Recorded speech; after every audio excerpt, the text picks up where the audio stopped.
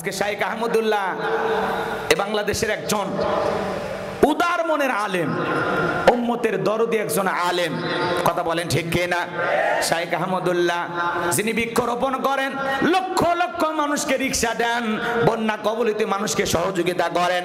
আজকে সেই শাইখ আহমদুল্লাহ হুজুরকে নিয়ে আমাদের গিয়াসউদ্দিন তাহিরি ভাই 48 ঘন্টার আলটিমেটাম দিয়ে বলে 48 ঘন্টার আলটিমেটাম দিলাম, এর মধ্যে যদি প্রকাশ্যে ক্ষমা না চায় আমি তার বিরুদ্ধে মামলা দেব। চিন্তা করেন, আজকে একজন আলেম হইয়া যে মতেরই আলেম হোক, কথা বলেন না কেন, আর একজন আলেমকে আপনি আলটিমেটাম দেন, কারণটা কি? সমস্যা হয়েছে, কাছে আসেন, বসেন, ঘরে বসেন, সমাধান করেন। শাইখ আহমদুল্লাহ হুজুরকে প্রশ্ন করা হয়েছে, বিশ্বনবী 40 বছর বয়সে নবুয়ত প্রাপ্ত হয়েছেন, এর আগে রসুল কোন ধর্মের অনুসরণ করেছেন, এই বিষয়ে শুধু প্রশ্ন করা হয়েছে। তিনি প্রশ্ন করেছেন, এইটাই ইউটিউব ইন্টারনেটের ভাইয়েরা কাটিং করিয়া শুধু ওই কথাটাই ভাইরাল করে দিয়েছে। তিনি যে প্রশ্ন একজন করেছেন, সেই প্রশ্নটা শুধু দেখে পড়েছেন, এর উত্তর তো দেনইনি, তাহলে উত্তর দিছে পরে, সেই উত্তর গেল কোথায়? কথা কয় না কেন? এখন আপনি একজন আলেমের আগে পরে আরো বক্তব্য আছে, আরো কথা আছে, মাঝখানের একটা কথা টানিয়ে নিয়ে গেলে তো বিভ্রান্তি হবে। কথা কয় না? লা তাকরাবুস সালাহ, তোমরা নামাজের ধারের কাছে যাও না। এখন আপনি যদি মনে করেন গোলাম রব্বানী হুজুর এসে গেল নামাজের ধারের কাছে যাইও না, কত বড় বাটপার হুজুর! আসলে কি তাই?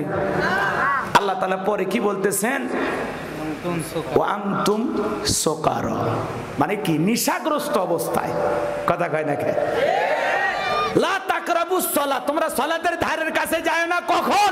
যখন নিশাগ্রস্ত অবস্থায় থাকবা, মাতাল অবস্থায় থাকবা। কথা কন ঠিক কিনা? তাকে পরে বোঝা লাগবে তো। আপনি এই পৃষ্ঠার লেখা দেখলেন, পরের পৃষ্ঠারে তার শেষ কথা আছে না? উনি শুধুমাত্র একজন ভক্তের অথবা যিনি প্রশ্নকারী তার প্রশ্নের কথাটা শুধু পড়েছেন, উত্তর কি দিয়েছেন সেটা জানার দরকার নাই।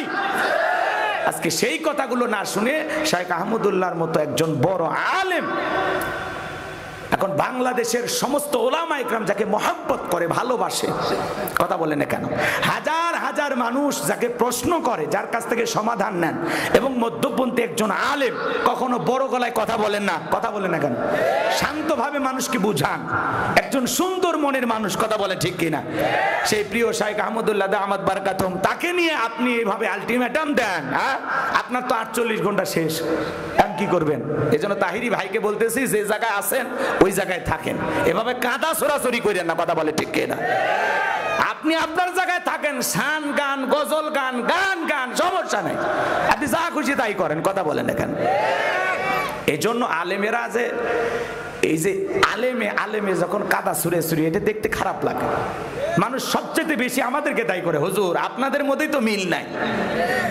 তা আসলে অবস্থা এমন হয়ে গেছে ভাই, আপনাদের হেদায়েতের দোয়া করব কি? আপনারাই দোয়া করেন বাংলাদেশের আলেমদেরকে আল্লাহ যেন আগে হেদায়েত দান করে। দোয়া আপনাদের কাছে চাওয়া লাগবে, আমরা বিপদে আছি। কথা কয় না কেন? এখন শাইখ আহমদুল্লাহকে নিয়ে তাহিরি সাহেব কথা বলেছেন, এখন তার গানগুলো কাটিং করে মানুষ আবার ছাড়তেছে। কথা কয় না কেন?